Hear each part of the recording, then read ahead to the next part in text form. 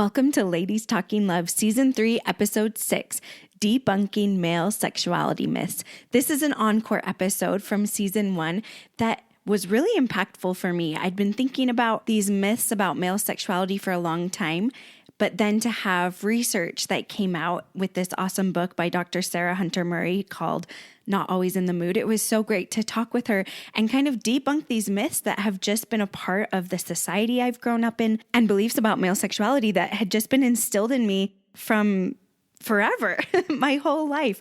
And to finally have those brought to the surface, debunked, talked about was really important for me. And this journey of learning about these myths and working through them and talking to my spouse about what he actually felt and experienced was a huge part in my healing process to change the way that I viewed sex and what sex could be in my relationship, because these myths that I believed about all men were holding me back. So I hope you really enjoy this encore episode. It was fantastic to learn with Dr. Sarah Hunter Murray.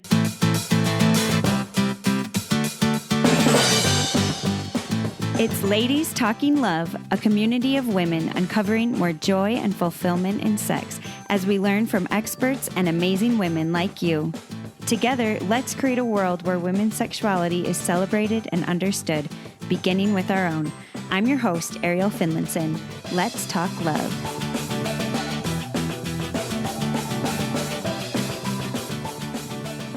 I have been so excited to get this episode out ever since I saw the book, Not Always in the Mood by Dr. Sarah Hunter Murray. She debunks so many myths that I commonly believed growing up and are portrayed everywhere, from the media to conversations with our friends and families, and they're myths, and you have to check what your spouse or partner actually feels. So I'm so grateful to have her on today.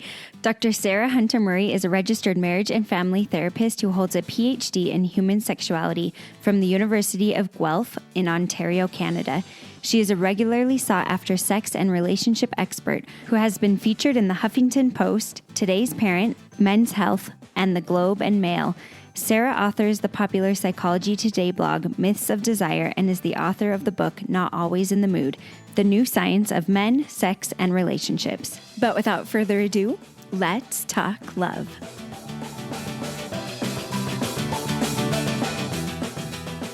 I've been so excited to have Dr. Sarah Hunter Murray join me on Ladies Talking Love to talk about her book and her research. This is such a treat. Thanks for joining me. Thanks so much for having me. I'm happy to be here.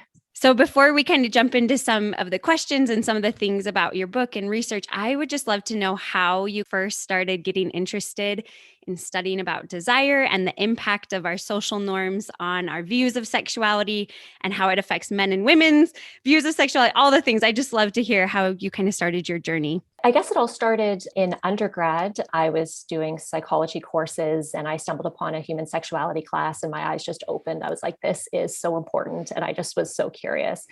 And the first research job that I got was in a hospital where there was doctors prescribing at the time, like this topical testosterone treatment for women who had low desire to see if it would up their sexual desire. And the thing that just stood out to me is that while the doctors were talking about this kind of medical piece, the nurses that I was working with, who actually were like spending more time with the clients and the women at that time, were saying, you know what, this treatment isn't going to work because they actually have told me they're in a really unhappy relationship. And it just kind of started to be like, oh, like sexual desire and this want to have sex is just so complex and so nuanced. And as a woman, a cisgender woman, I started studying women's desire. I was like, we are so complex and there's so much that impacts our desire, from our relationships to social messages to just how we were raised, images that we see in media. And so I just dug right in. And so for my master's degree, I spent my time researching women's sexual desire. And I love qualitative research. So I love interviewing women, kind of getting into the nitty gritty of their experience and figuring out like what helps them feel more desire, what decreases their desire, and kind of all within the context of these relationships. And it wasn't until starting my PhD where I started to kind of question how much focus was on women's sexual desire. And it's such an important topic. I love all the research that's being done out there. It's important. There's still more to learn. But I started kind of questioning, like, all the research seems to be on women's sexual desire. And we tend to kind of talk about men versus women. Mm-hmm. Women's sexual desire is complex. Women are the ones who have lower desire. And men, in contrast, we were just making all these assumptions. It's high, constant, unwavering, simple. And there are stereotypes that we see all across society, which just reinforce this idea. Men are only out for one thing. They're always down to have sex. They want multiple sexual partners. Like, they are just horny, sex crazed, like beings. And I just started to question, like, is that really true? Like, does that really resonate for men? Because that feels like kind of an unfair assumption, if not. So I started digging in and did the same thing, researched by interviewing men, kind of asking them, like men in longer term relationships, like, is this true? Like, does this accurately reflect your experiences? Where, when, and where does it maybe kind of differ? So hence where I'm at today, and having written this book and kind of continuing to talk and promote this new discourse on men's sexual desire.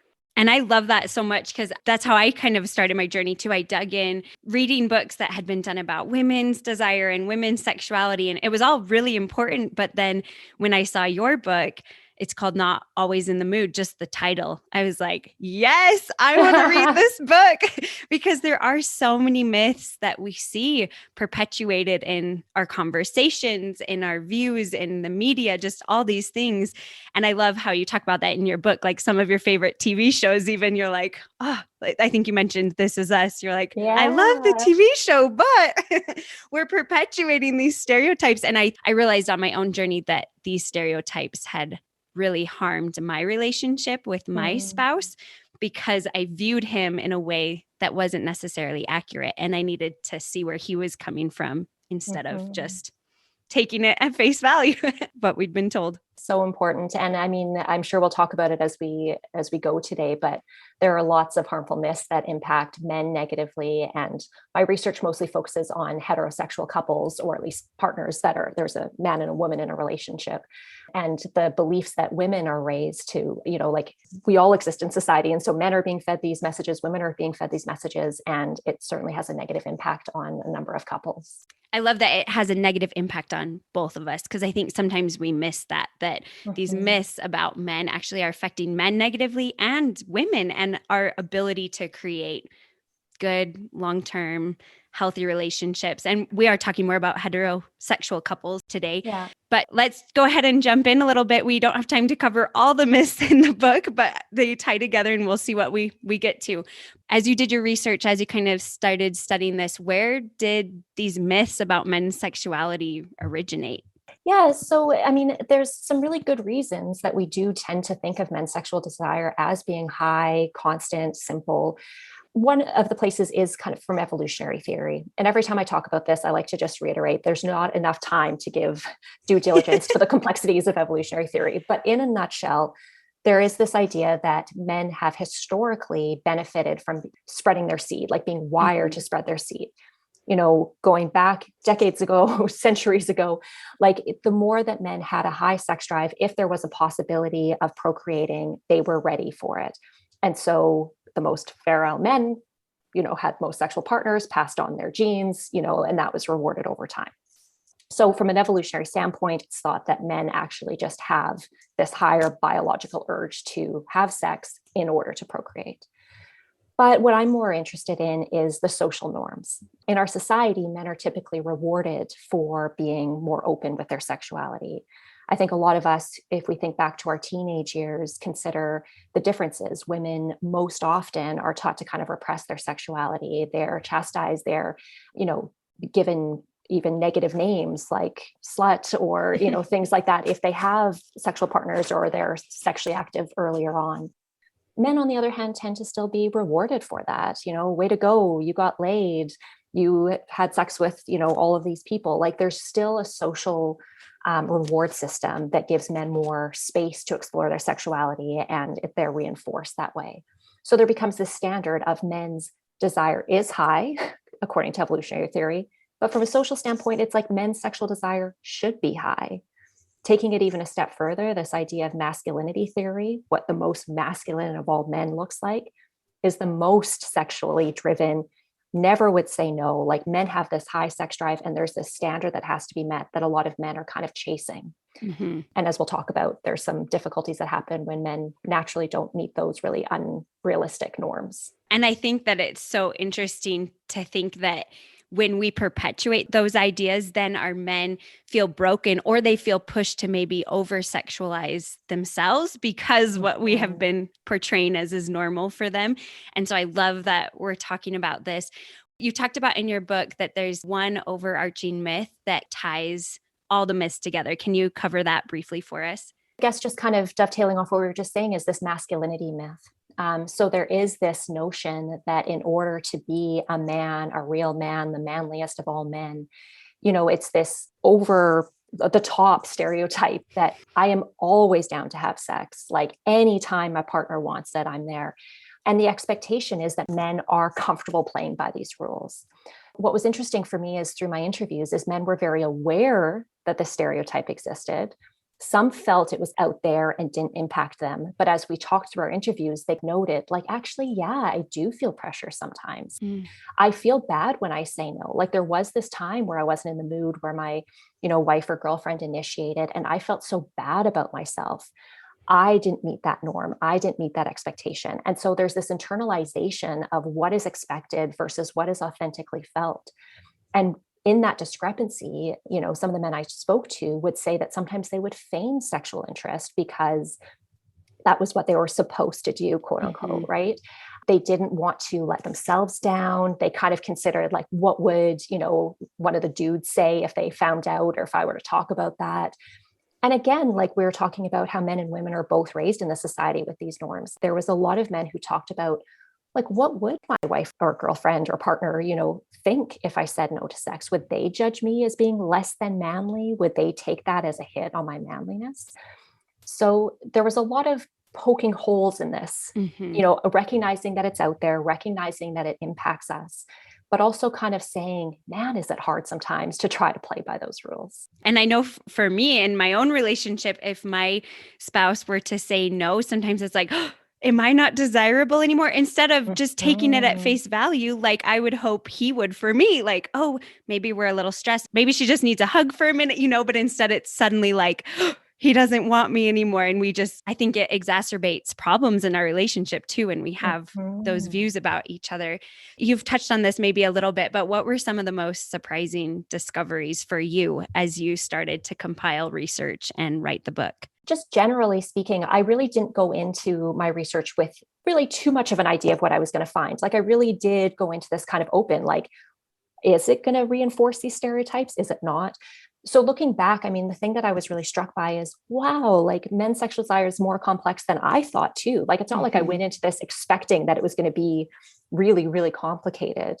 I was really uncertain about that. And so it was just so interesting as the interviews started happening to think, wow, like not only are there times that men aren't in the mood, but they're talking about their sexual desire being a lot more emotional. They are talking about wanting to feel wanted, wanting to feel desired, feeling a lot of pressure to be the one who is the initiator or the one that makes their female partner feel desired all the time, that their looks and appearance don't matter at all. That there was like all these times that they'd say, you know what, there are things more important than sex. Like sometimes I just want a good sleep. Sometimes I'm tired. Sometimes there's a game on and I'm just not thinking about sex because I'm a human being and not a robot and not ready to go right now. So generally speaking, I mean, the first thing that stood out to me is, okay, like there's a lot more going on here. And do I, as a woman who was raised in the society, do I ever have a lot to unlearn about men's sexual desire too? The thing that I found probably the most surprising out of all of them, though, was this idea of desirability. And so what we know about women's sexual desire is that we love feeling wanted. Like we're used to, and we're trained to, for better or for worse, to be chased. Again, this goes back to our early teenage, early adult years. We're told that we look pretty. There's this social expectation that we like take care of ourselves and primp. And men, again, in this kind of heterosexual context, are the ones that approach us, that tell us that we look good. They invite us out for a date. They bring flowers. They propose. Like that is the kind of stereotype.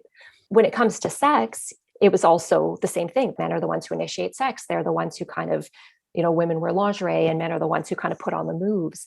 And what we know from the research is women, when they feel desire, that's a big spike for their sexual desire, right? If they feel like I'm wanted and he finds me sexy, that's a boost. If women feel that their partner isn't giving them that kind of attention and they don't feel that they perceive them as sexy or desirable, their sexual desire goes down.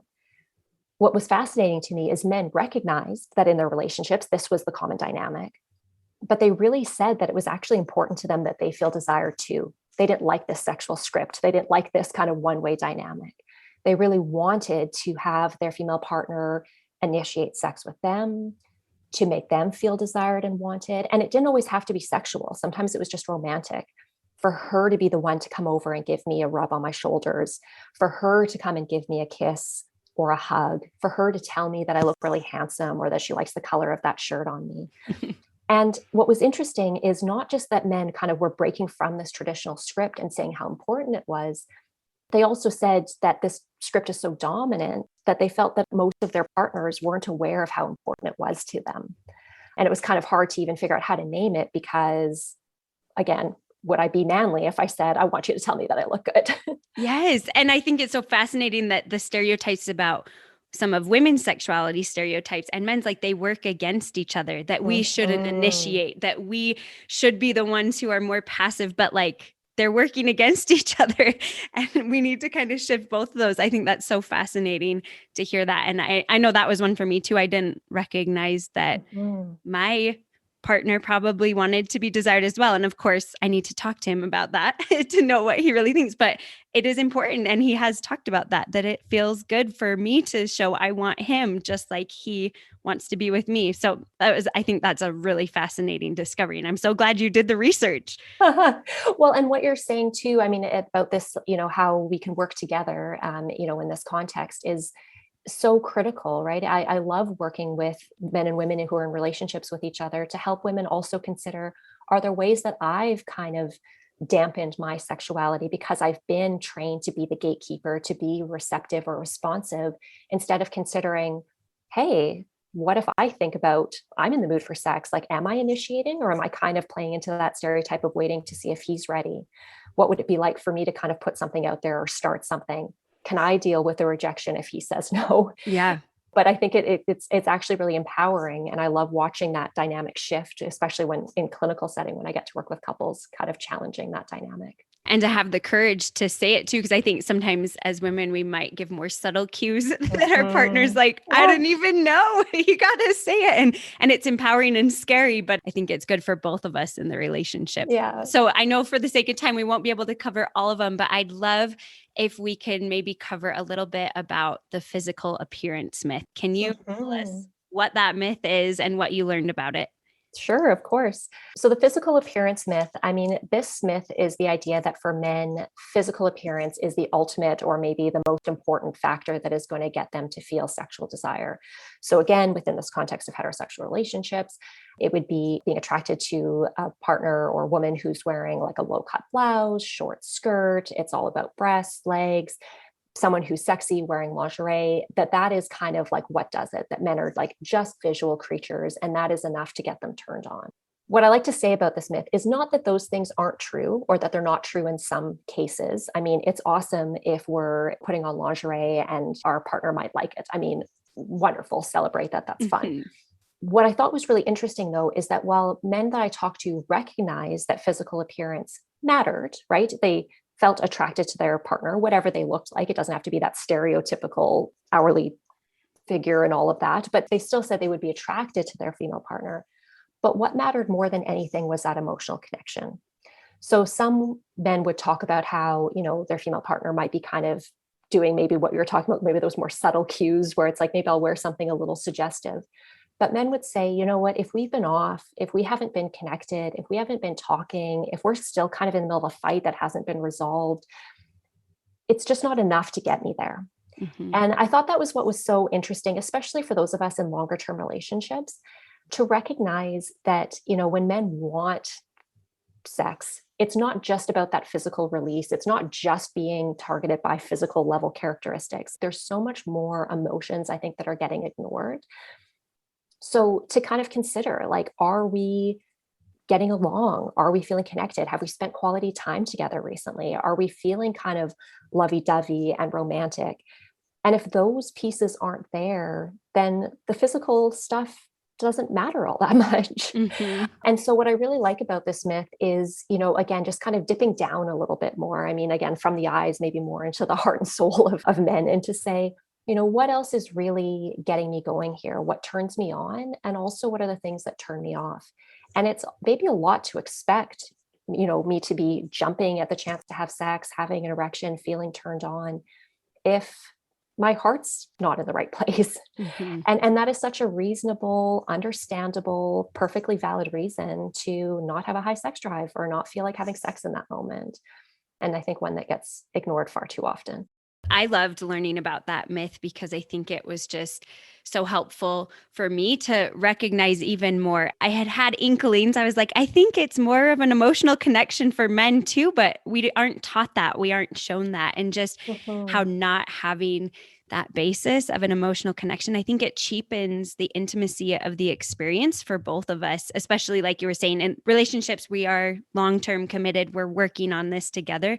I think it really cheapens it to not have that basis, because that's what creates a beautiful, intimate experience for me, is the basis and then adding on to it with our intimate life, instead of just it's all about appearance and just getting busy, And I loved that idea, because I think we do downplay a lot more than is necessary how important emotional connection is for men as well. And the thing that I like to say about this, it's not necessarily turning sex into something that has to be mushy, lovey-dovey all the time. Yes. But you can have a nice romantic connection, feel like you're on the same page, and then have kinky, fun sex. Totally, right? totally. It's not limiting the type of sex that's being Yes. had. It's just saying, are we a team here? Like, Yeah. are we feeling like we're on the same page? And then we can play and have fun and like experiment and do all these other things.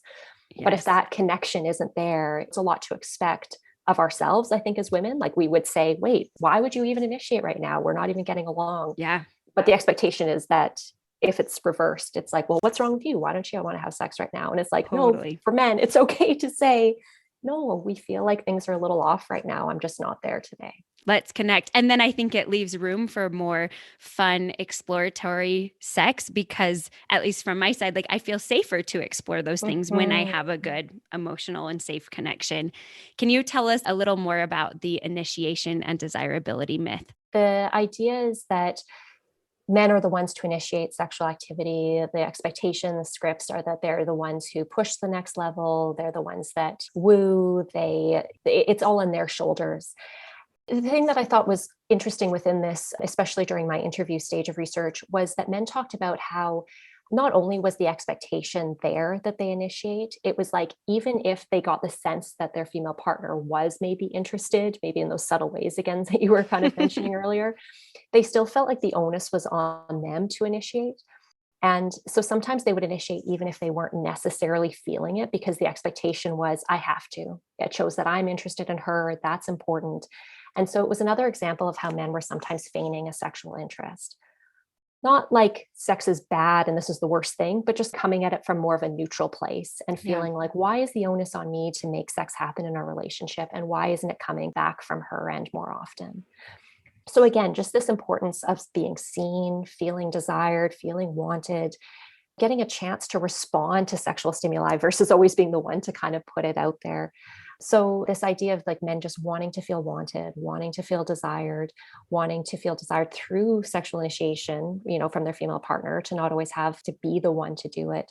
Again, just kind of creating these more balanced relationships where there's give and take, and men really challenging this idea of always being in the power position, the control position, right? Like always being the ones to call the shots. There was a lot of talk about wanting to be more of a passive partner sometimes, right? To be the recipient, to get to choose. Do I feel like having sex with you? You were starting something with me. I get to feel wanted. I get to feel chased. I get to feel wooed. And just how important that was, and how often it's being overlooked from the men I've talked to, they're feeling it's being very much overlooked in their relationships. What would you give as some tips to the women in the relationships? Because this can be new for a lot of us and scary, like we talked about earlier, that as a woman, having your man say no because of the way we were raised can bring up a lot of really, really difficult feelings and fear. What are some tips you would give us as we maybe start to move toward recognizing I want my spouse or partner to feel desired? How can I start doing this in a safe place, even if they say no?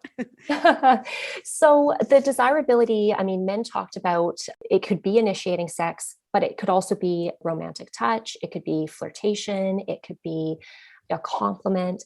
And so what I would say is, depending on where you're at in your comfort level, if initiating sex feels comfortable, consider, am I doing it very often? What would that be like to do? Maybe for some listeners, that's like kind of an easy thing. If they just consider and make it more at the forefront, they could just be like, oh, I could probably do that more often. And that would be awesome.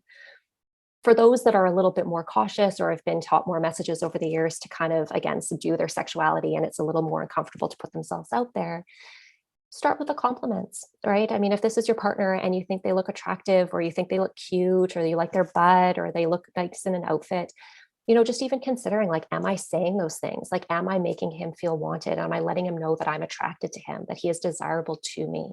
It doesn't have to open the door into sexual activity. It's just kind of putting some things out there. Considering, am I going over and, giving a little shoulder rub, or am I the one who like gave a little kiss? Just those subtle things that just kind of show that I'm thinking about him, I'm attracted to him. Again, those examples were given across the board. So these things matter. They make men feel wanted. They make men feel special. Sometimes it turns into sexual desire and it can be kind of foreplay. Other times it's just a really nice moment. So I think it's kind of like check in with where your comfort level is right now. But most women, again, can really recognize feeling desired is so important to me. And that's a key thing. What does it feel like for me when he does it? What does it feel like for me if my partner doesn't? Maybe one day or for a week or for a longer period of time. And just consider, I wonder if he feels the same way. I wonder if me not doing it would make him kind of question my attraction to him, my desire for him. Could I lean into that just a little bit more? Those tips definitely are for me too. Just as you were talking, I was like, yeah, I don't think that I take as much time to compliment or to notice and initiate touch, even because sometimes it's like, well, I'll wait for him, and I want to focus on that more. Because like you said, across the board, I think we all want to feel wanted and want to feel loved and noticed, especially by our person. Yeah, exactly. Can you talk a little bit then about how we can use this knowledge of the masculinity myth that we kind of talked a little bit about at the beginning? You said in the book to completely rewrite our understanding of men and sex and create deep sexual intimacy. How can we use what we're learning in this interview in your book to kind of rewrite those scripts? I think the first thing is just to recognize that we have been trained to feel certain things and think certain things about our sexuality for men and women. And just to even recognize that's there, right? As soon as we say, yeah, there is a sexual script, there are expectations, then we can kind of go to that next stage and question, is it working for me? Is it working for us? Is it working in this relationship? If there's some things that are, great. If you say, you know what, like for whatever reason in our relationship, it works to have this person initiate and that person be receptive, have at her. What I find is that's very rarely the case. Usually there's room to say, what if we did it differently? What is it like for you to be the one initiating? What is it like for you if you're the one being rejected? Does it mean you're not attracted to me? Like, I think it's just getting the questions rolling and just kind of saying, you know what, there's some really, really narrow stereotypes. As a society, we're still pretty uncomfortable with sex. We don't talk about it in real, authentic ways. Whereas the way that you were raised to express your sexuality, does that feel right to you? Does that feel authentic to you? Are there ways that you maybe want to do it differently with me? And just leaving space for those conversations. I get to do that with clients all day, every day. And I see how much shifting can happen in a relationship once we kind of say, oh, well, I just thought, for women, if you said no to sex, that meant you weren't attracted to me, or that there was something wrong in our relationship. And to be able to catch that, and for men to say, no, like, I'm very attracted to you. I love you. It's all good. I'm just having a really stressful time at work, and it's hard for me to shift into a sexual space. Just to give that permission to kind of challenge some of those norms. This isn't one of those nice, quick fix, just do this one like little thing and everything's going to be different. But I think recognizing these myths are ingrained, they're deep rooted. There's very good reason that we have them. Let's not judge ourselves, let's not be like blaming ourselves, but let's just recognize and then question, where do they work for us, if any place, and where do they not? And what do we want to maybe do a little bit different? And I'm so grateful for your book, because I know for us over the years of our relationship, things have come up that have gone against the stereotypes. And then we would question, well, maybe we're just not the norm. And I love that this book is helping bring it more forward, that a lot of us may feel more comfortable now to recognize, like, no, I do feel that way. My spouse feels that way. And that's not what's considered normal, but it actually is what's normal, and shifting it to make it comfortable for us to be authentic. I think that's beautiful. Yeah. Yeah. Do you have any other myths or things you wanted to cover before we kind of wrap up that we missed? Well, the only thing I was just going to say at the end there was, just in terms of normality, I mean, one of the myths is not just that men's desire is high, but that men's desire is supposed to be higher than women's, right? We do this kind of compare and contrast. And just to that point of normalizing is, while we have these ideas that men's sexual desire is higher than women, when we look at almost any study that's been done that looks at couples and heterosexual couples that are in the same relationship, where women report on their level of desire and men report on their level of desire, what we see is that within any couple, it's just as likely, like a third of the time for men to have higher desire, a third of the time for women to have higher desire, and about a third of the time there to be a bit more compatibility. So in other words, like in any couple, you are just as likely to be the one as a woman with higher desire who might be interested in sex more often, who might be initiating sex, or at least wanting their partner to initiate sex and being disappointed when they don't, having a hard time when they reject, wondering what's going on. And so, just to recognize that there are a lot of couples, you're not in like the niche group. If you're a woman who's finding, hey, sometimes my male partner doesn't feel like having sex, or they don't want to have sex as often as me. And I think there's a lot more research, a lot more attention that needs to be given to these couples where women have this high sex drive. It's like, what do they do with that? Right? Because I think it can be uncomfortable to feel I'm in a different situation here, for men to be like, I've got lower desire, for women to feel like I've got higher desire, because again, that goes against the norm, and it can be just a little more complicated to navigate because we haven't seen what that looks like as often. We don't talk about what that looks like quite as often. And so just again, I just want to kind of reiterate that myth, those studies that really just show over and over again that there are many, many, many relationships, heterosexual relationships, sexual relationships that maybe aren't heterosexual, bisexual, but there's a man and a woman in a relationship where she has higher desire and he has lower desire. And, that is completely within the realm of normal human variation. So there's lots of you out there. And we haven't had it modeled for us what that looks like because of these myths. Mm-hmm. Can you give us some tips, especially for, I'm sure there's women who are listening who are like, that's me. I'm the one who has the high desire and my spouse is saying no a lot or not interested. And I don't know how to do it. It hasn't been modeled for me. What are some tips or thoughts you would give them to help them navigate that relationship? Mm-hmm. I mean, the first thing I would just reiterate again is it's normal, right? That doesn't mean there's anything wrong with your relationship. It doesn't mean that he's not interested in you. And there's certainly nothing wrong with you that you've got a high sexuality. That's awesome. Embrace it. Every couple is a bit different in terms of how they have to navigate that, but permission to have a conversation about, how do I express my sexuality at times where you're not interested? Is there permission that you give yourself to, masturbate or get your sexual needs met at times where there's not partnered sex? If he's not interested in having penetration, can it be receiving oral sex or helping you use a sex toy or be included in ways that he doesn't necessarily need to be interested in having like penetrative sex or something like that if he's not there? But also just normalizing having conversations, just because his desire is lower, that's normal. Okay. Like, desire discrepancies are very common in most relationships. We all have to navigate times where one person feels like sex and the other one doesn't. But him having a lower desire isn't necessarily, we have to like talk about the actual specifics of each relationship, but across the board, doesn't necessarily speak to an issue with him, doesn't necessarily speak to an issue with the relationship, doesn't necessarily speak to any issue with his attraction or feelings towards you. Chances are it's just normal human variation, and you just happen to find each other, and your desire just might be a little bit higher, his lower, and you just have to work as a couple to figure out how we're going to make this work without going to panic mode, press the red button, like this is like a bad situation. Normal human variation.